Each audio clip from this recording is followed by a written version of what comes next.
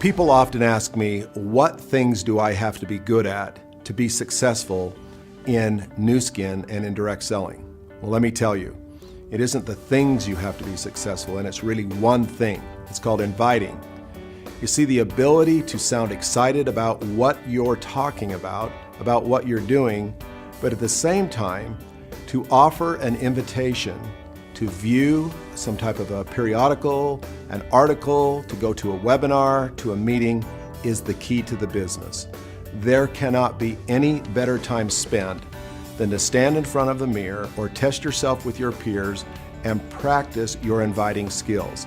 If it does not interest the people around you, if you play a recording of what you've just done and you're not excited, why would they be excited? Perfect the inviting skill. The technique I'm going to talk about is not really anything new necessarily. It's different encounters we have in life. You know, different encounters maybe if you're single and you're out on the dating scene, or maybe if you're out in any type of human interaction, there's this interaction of nonverbal cues, kind of how you position yourself, and I want to talk to you about posture. For example, let's say that I was going to prospect you into this business, and in the process of prospecting you, I'm trying to set the stage to where I can get the most out of that situation. Well, the tendency oftentimes when we're prospecting is if this is us and this is our prospect, we have a tendency oftentimes to lean towards that prospect, almost take a begging approach in a way. And you know, that happens quite often, and the natural tendency is that person's going to kind of back away from you. And so what I always found is advantageous in this business, if I can find myself in a situation with a prospect where maybe I'm leaning back away from them, almost taking the business away, their tendency is to lean towards me. So for example, let's say that I was going to give you a call to kind of open the door for prospecting with this business, and let's say your name is Brent. And I might do something like this. Hey Brent, this is Jeff. I know I haven't talked to you for a while and I'd like to catch up with you when we have some time, but the reason that I'm calling you right now is about business. Okay, now it's important that you establish that early in the conversation, because if I chit-chat with Brent for 10, 15 minutes and then I throw the business thing in the mix, it becomes kind of an uncomfortable interchange from that point forward, because I haven't seen him for a while. So I cut right to the chase then, and then I might say something like this. Brent, when I thought about giving you a call, I was very hesitant. In fact, I almost didn't call you, but I decided to call you anyway.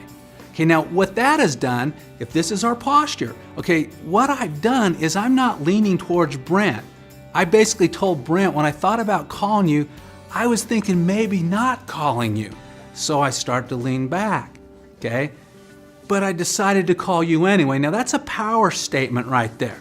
Okay, Brent, I'm deciding to call you anyway. I'm controlling that situation. So I set my posture right here. Now Brent doesn't even know what I'm talking about yet, but he's leaning my direction. You can feel it on the phone. Okay, so I decided to call you anyway. I wasn't sure if this is for you or not. It may not be. So my posture is completely here now. But you owe it to yourself to check this out.